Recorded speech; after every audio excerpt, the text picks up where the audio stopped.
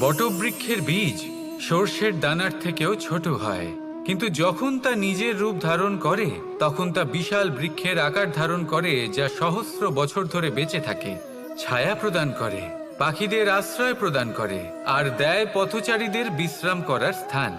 কেন? কারণ সেই ছোট বীজ তা মাটির ভেতরে গিয়ে নিজের খোলস ত্যাগ করে। অন্ধকারে থাকে সে, যতই আলো আসুক না কেন, যতই বর্ষা আসুক না কেন, সব সহ্য করে। আর তারপরে একটা চারা গাছ অঙ্কুরিত হয়, তারপর ধীর গতিতে একটা বিশাল বৃক্ষতে পরিণত হয়। দেখুন, জীবনে কঠিন সময় আসে, এই জন্য নয় যে আপনি হার মেনে নেবেন, এই জন্য আসে যাতে আপনি ভবিষ্যৎ নির্মাণের জন্য নিজেকে তৈরি করতে পারেন।